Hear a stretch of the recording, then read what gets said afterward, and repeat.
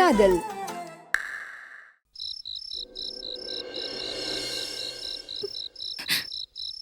எந்த விதத்திலையும் ஜமீன் குடும்பத்துக்கு பொருந்தாத ஆள் நீ.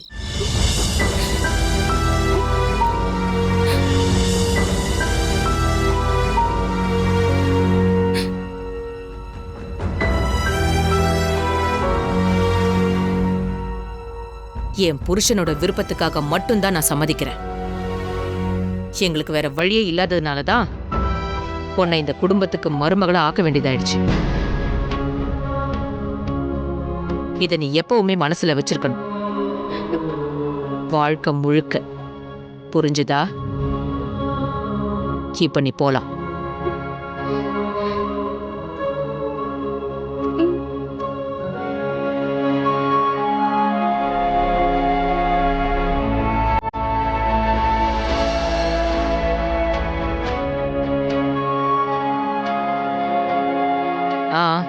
சரி.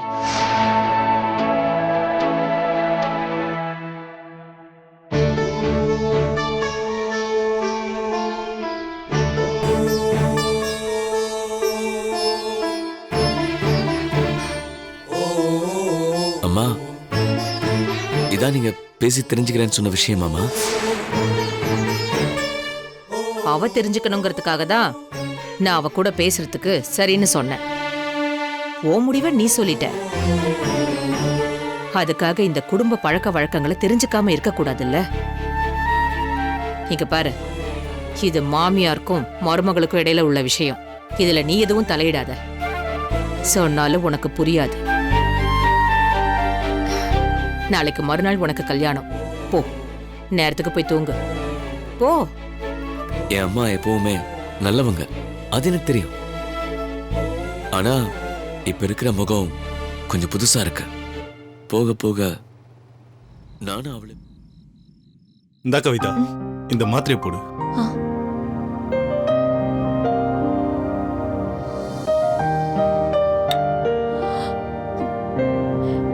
அம்மா, வீட்ல இவ்ளோ பிரச்சனை நடந்துட்டு இருக்கும்போது நீங்களும் இப்படி அமைதியா இருந்தா என்னமா அர்த்தம்? அர்த்தம் புரியாம தான் நானும் கட்டிக்கிட்டு வந்த நாளா காத்துட்டு இருக்கேன். இதுவரைக்கும் எதையுமே உங்க அப்பா என்ன கேட்டு செஞ்சதே இல்ல. அவரு சொல்றது எல்லாத்துக்கும் தலையாட்டியே எனக்கும் பழகி போச்சு. இப்ப இந்த பிரச்சனையில தான் முதல் தடவையா என் மனசுல பட்டத சொன்னேன். அதுக்கும் உங்க அப்பா எல்லாத்தையும் நான் பாத்துக்கிறேன், நான் சொன்னதை மட்டும் நீங்க சொன்னா போதும்னு எப்பவும் போல சொல்லிட்டு போயிட்டாரு. எப்பதான் இதுக்கெல்லாம் ஒரு முடிவு வரும்னே தெரியல.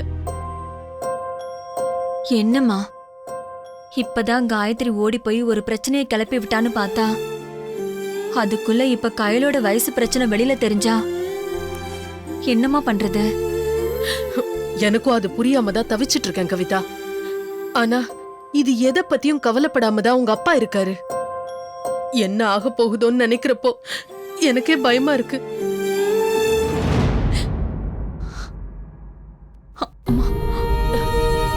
கயல், என்னடி மாப்பிள?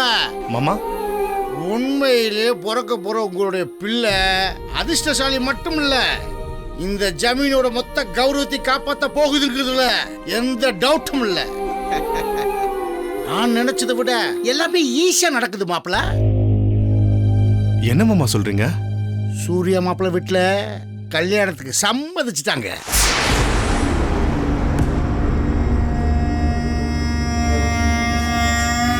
சொன்ன தேதியில சொன்ன நேரத்துல என் பொண்ணு கையலோட கல்யாணம் ஜாம் ஜாம் நடக்க போகுது மாப்பிள. டைம் இல்ல கல்யாணி, சொந்தக்கார பயலெல்லாம் கூப்பிட்டு உடனே கையலுக்கு நலங்கு ஏற்பாடு பண்ணு. அத்தனை பயல்களை மூக்கு மேல விரல் வைக்கிற மாதிரி என் பொண்ணு கல்யாணம் ஜாம் ஜாம் நடக்க போகுது கல்யாணி. எங்க அங்க என்னதான் சொன்னாங்க அத முதல்ல சொல்லுங்க. இப்பத்தானே சொன்ன கல்யாணி. அந்த வீட்டுல எல்லாருக்கும் சம்மதம் சொல்ல வச்சுட்டாரு நம்ம சூர்யா மாப்பிள. என் குலசாமி கயலு அதிர்ஷ்டசாலி கல்யாணி. அவளுக்குத்தான் அந்த ஜமீன் வீட்டுக்கு மருமகளா போறதுக்கு அதிர்ஷ்டம் இருக்குங்கிறது எனக்கு இப்பதான் தெரியும் கல்யாணி. நான் எவ்வளவு சந்தோஷமா இருக்கு தெரியுமா? ஐ ஆம் சோ ஹாப்பி. மாப்பிள என்ன அமைதியா இருக்கீங்க? டைம் இல்ல, எல்லா வேலையும் ஜரூரா பார்க்கணும். அது ரைட்.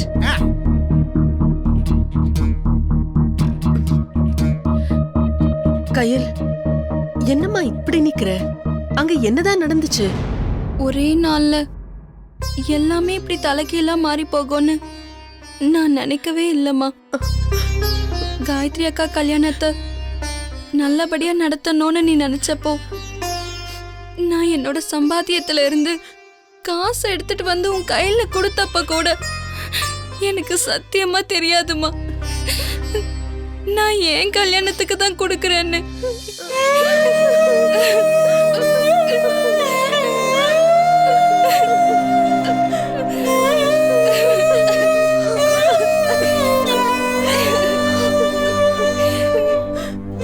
ஆனா இன்னைக்கு அங்க போய் சின்ன மாமா விருப்பத்துக்கு மறுப்பு சொல்ல முடியாம இந்த கல்யாணத்துக்கு சம்மதம்னு சொல்றப்போ எனக்கு என்ன சொல்றதுன்னே தெரியலம்மா.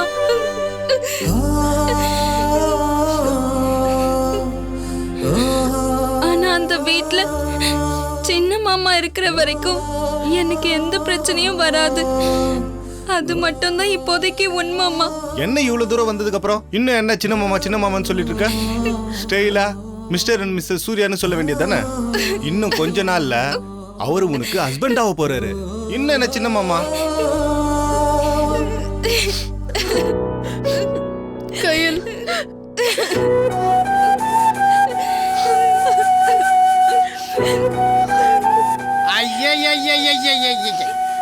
என்னது இது? கல்யாணம் நடக்க போற வீட்டுல என்ன கண்ணை கசக்கிருக்கீங்க? அடுத்து நடக்க வைக்கிறத பாருங்க. முதல்ல நலங்கு வைக்கிறதுக்கு ஏற்பாடு பண்ணு கல்யாணி. எல்லாம் வந்து வாச்சிருக்க ஒரு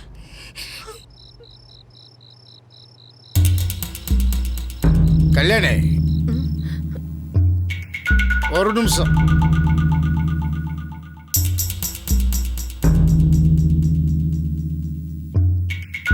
கபார், உன்னை படைச்ச கடவுளே வந்து கேட்டாலும் நம்ம பொண்ணு கையலுக்கு 18 வயசு முடிஞ்சிருச்சு. அதே தான் திரும்ப திரும்ப சொல்லணும். எங்க சொல்லு, நம்ம பொண்ணுக்கு வயசு எத்தனை? 18. Very good. இதே தான் யாரு கேட்டாலும் சொல்லணும். உன்னை தூக்கத்தில் எழுப்பி கேட்டாலும் சொல்லணும். புரிஞ்சுதா? I like it.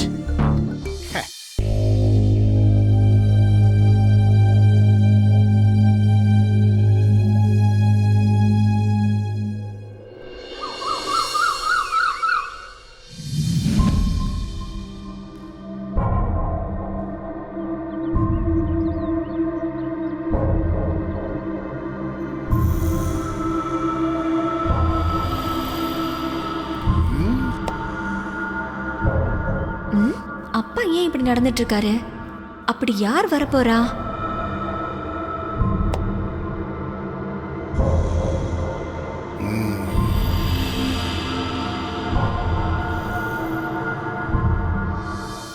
கயல், அம்மா, நம்ம வீட்டுக்கு யார் வரப்போறா?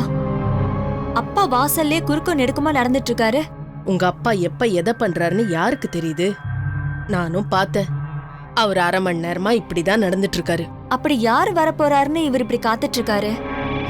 ஒரு வில்லங்கம் வரப்போகுதுன்னு மட்டும் தெரியுது. ஆனா அது எந்த ரூபத்துல வரப்போகுதுன்னு தான் தெரியல. எது வந்தாலும் சந்திச்சுதானே ஆகணும். சரி சரி, கையில கூப்பிடு, சாப்பாடு எடுத்து சரிம்மா. ஆமா, அப்பா சாப்பிட்டாராமா? நானும் 2-3 தடவை கூப்பிட்டேன். வள்ளுன்னு விழுந்தாரு. நமக்கு எதுக்கு வம்புன்னு விட்டுட்டேன். இவ்வளவு நேரம் ஆகுது, எங்க போய் தொலைஞ்சிருந்தாளு? ஒரு வேலையை கொடுத்தா அதை கூட ஒழுங்கா டயத்துக்கு செய்ய மாட்டோம்ன்றான் இருந்தாலு.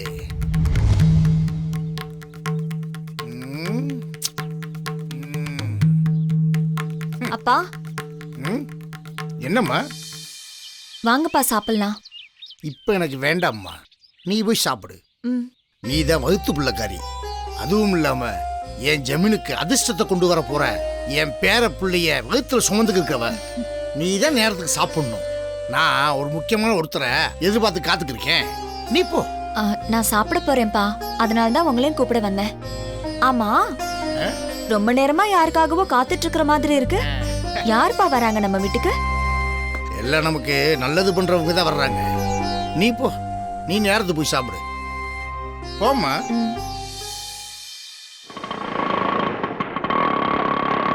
வாங்க வாங்க வாங்க வாங்க. நமஸ்காரம். வாங்க, நமஸ்காரம். உங்களுக்காக தான் காத்துக்கிருக்கேன். என்ன இப்படி நேரம்? சுவாமி சந்நிதிக்கு போயிட்டு வர கொஞ்சம் நாளி ஆயிடுத்து, அதான். நல்லது, வேலை முடிச்சுல. பேஷா.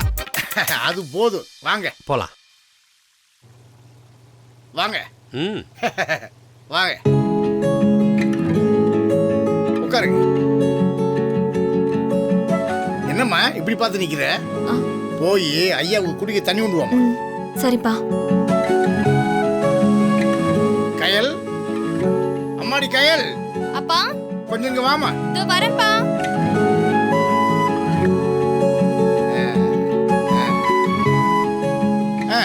இவதான் என்னுடைய கடைசி பொண்ணு. இவளுக்கு தான் உடனே ஒரு ஜாதகத்தை எழுத சொன்னேன். என்ன பார்த்து நிக்கிற? கவிதா, தண்ணி விடுமா. இந்தாங்க.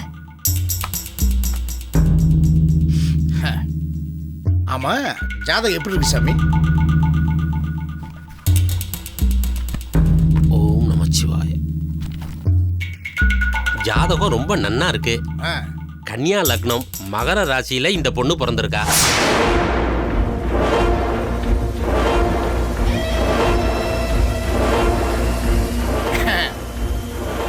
மத்த கிரக நிலையில எப்படி இருக்கு சாமி? அமோகமா இருக்கு. உச்சம் பெற்ற குருவும் உச்சம் பெற்ற புதனும் இந்த ஜாதகத்துக்கு அமைஞ்சிருக்கு. பொண்ணு முகம் கலையா அமைஞ்சிருக்கு. குறை சொல்ல முடியாத சுத்த ஜாதகம் இது. உண்மைதான் சாமி, உங்க வாய் முகூர்த்தப்படியே இவ அதிர்ஷ்டசாலி தான். இவளுக்கு தான் இப்ப கல்யாண ஏற்பாடு பண்ணிருக்கோம். அதுக்கு தான் இந்த ஜாதகத்தை உடனே எழுத சொன்னேன். கலஸ்திரஸ்தானாதிபதி குரு உச்சம் பெற்று கலஸ்திரஸ்தானமான தான் வீட்டையே பார்த்துட்டு இருக்கிற ஜாதகம் இது. அதனால தாராளமா கல்யாணம் பண்ணி வைக்கலாம். கேட்டுக்க.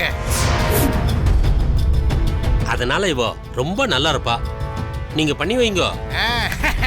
அம்மாடி கயல், இந்த ஜாதகத்தை வாங்கிட்டு போய் உன் கையாலேயே சாமி படத்துக்கிட்ட போய் வைமா. கொண்டாங்க.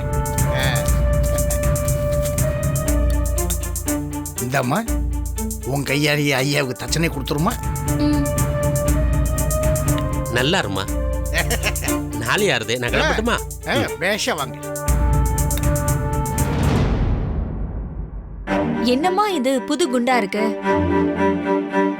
25 வருஷமா அவர் கூட குடும்பம் நடத்துற என்னாலேயே உங்க அப்பா எந்த நேரத்துல எதை பண்ணுவாருன்னு புரிஞ்சுக்க முடிய மாட்டேங்குது. ஆனா ஒண்ணு, அவர் பண்ற எந்த விஷயமும் சரியில்லைன்னு மட்டும் தெரியுது.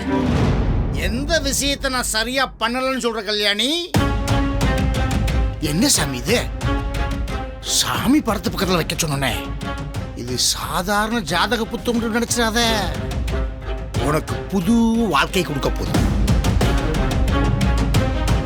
உன் தலையெழுத்தவே மாத்த போகுது. உன் அப்பாவோட ஜமீன் கௌரவத்தை காப்பாத்த போகுது.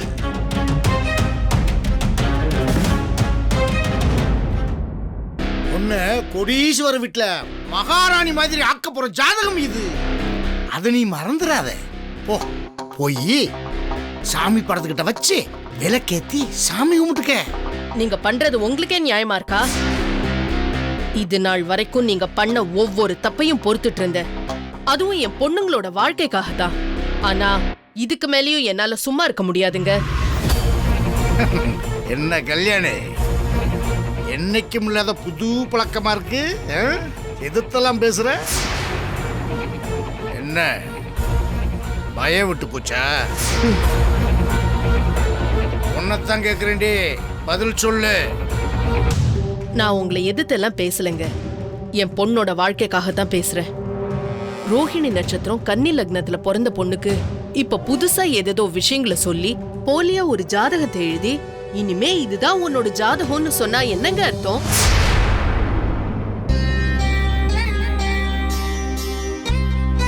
நீங்க ஊரெல்லாம் பொய் மேல பொய் சொல்லி கடன் வாங்குனீங்க.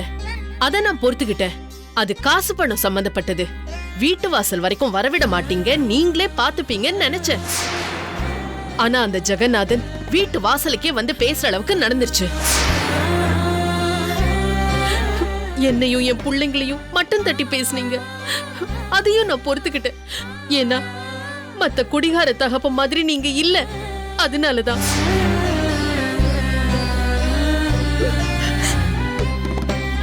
ஆனா இன்னைக்கு குடும்ப கௌரவத்தை காரணம் காட்டி என் பொண்ணோட வாழ்க்கையில விளையாடுறீங்க. அதை என்னால பாத்துட்டு சும்மா இருக்க முடியாதுங்க. ஒரு பொய்ய மறைக்க இன்னொரு பொய்ன்னு சொல்லி சொல்லி அவ வாழ்க்கை தொடங்கறதுக்கு முன்னாடியே அவளை நரகத்துல தள்ளிடாதீங்க. பெத்த பொண்ணை விட உங்களுக்கு உங்க கௌரவம் முக்கியமா போச்சா?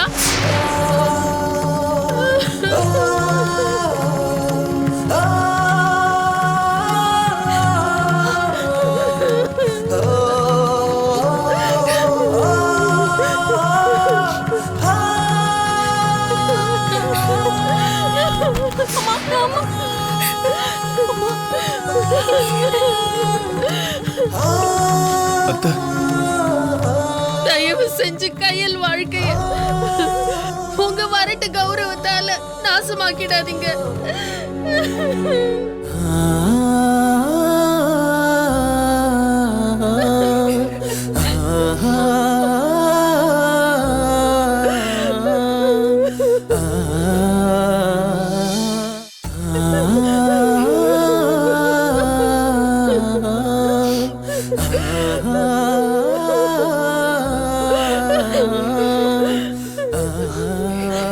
அம்மா எந்திரிம்மா, அம்மா எந்திரிம்மா,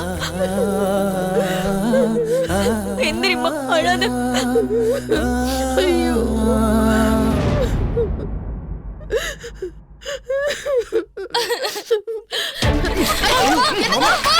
என்ன பண்றீங்க மாமா? யாரும் பேசக்கூடாது. வேண்டாம்மா. இதுவரைக்கும் நான் சொல்றதெல்லாம் கேட்ட என் கல்யாணி இன்னைக்கு என்னையுமே கேள்வி கேட்க ஆரம்பிச்சிட்டான் மாமா. அப்ப இனிமே எல்லாரும் கேள்வி கேட்க ஆரம்பிச்சிருவாங்கல்ல. அதனால அந்த நிலைமையை நான் சந்திக்கிறதுக்குள்ள நான் போய் சேர்றது நல்லது.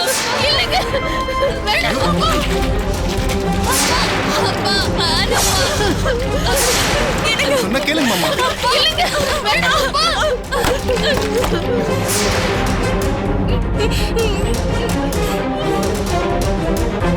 கல்யாணி சொல்றதுல சரிதான்.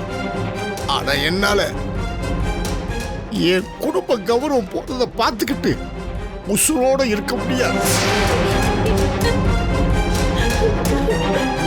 எங்க தாத்தா ஜமீன், எங்க அப்பாவும் ஜமீன். ஒரு காலத்துல நல்லா வாழ்ந்து செத்து போனவங்க. அந்த வரிசையில நானும் ஜமீன் தான். என்னோட போதாத காலம் சொத்தெல்லாம் இழந்து இன்னைக்கு நான் இந்த நிலைமையில நிக்கிறேன். இந்த உத்தமனுக்கு வேணும்னா வேம்பு இனிக்கும், வேண்டாம்னா வெள்ளமும் கசக்கும். அதனால எனக்கு என் குடும்ப கௌரவம் தான் முக்கியம். அதை இழந்து நான் வாழ்றதை விட இப்பவே நான் என் வாழ்க்கையை முடிச்சுக்கிறேன். அப்பா வேண்டாங்க. கயல் வா, வாமா. சாஸ்திரப்படி பார்த்தா தாய்க்கு தலைமகன், தந்தைக்கு இளைய மகன் சொல்லுவாங்க. ஆனா என் தலையெழுத்து எனக்கு ஊர்கொல்லியாகி போச்சு. ஒருவேளை நீ எனக்கு பையனா பிறந்திருந்தா நீதான் எனக்கு கொல்லி போடணும். நான் செத்ததுக்கு அப்புறம் என்ன நடக்குது தெரியாம போற பல பேரை விட நான் உயிரோட இருக்கும் போது வாழ தகுதி இல்லாதது அப்பன்னு என் கண்ணு முன்னாடி நீயே எனக்கு கொல்லி போட்ட. வேணாம்ப்பா. உன் கண்ணை பார்த்துக்கிட்டே நான் சந்தோஷமா செத்து போயிடுறேன். வாமா வந்து உங்க ஒப்பனைக்கு கொல்லி வை. வேண்டாங்க. நான் தான் நீங்க சொன்னதுக்கெல்லாம் சம்மதிச்சிட்டேனேப்பா. அப்புறம் எதுக்குப்பா இதெல்லாம்? ஆனா உங்க அம்மா சம்மதிக்க மாட்டேன்றாளம்மா. கேலி மேல கேலியா கேக்குறாளாமா. அம்மா, நீ ஏம்மா தேவையில்லாததெல்லாம் பேசுற? இப்ப அப்பா நிலைமைய பாரு. நான் தான் சொன்னனே இந்த கல்யாணத்துல எனக்கு பரிபூர்ண சம்மதம்னு. நீ ஏன் தேவையில்லாதத பேசி அப்பாவை டென்ஷன் பண்ற? கயல், இந்த கல்யாணத்துல உனக்கு சம்மதம்னா இந்த தீப்பெட்டியை வச்சு சாமி முன்னாடி உள்ள விளக்க ஏத்து. அப்படி இல்லைன்னா இதே தீப்பெட்டியை வச்சு எனக்கு உயிர் இருக்கும் போது எனக்கு கொல்லி வச்சு. முடிவு உன் கையில தான் இருக்கு.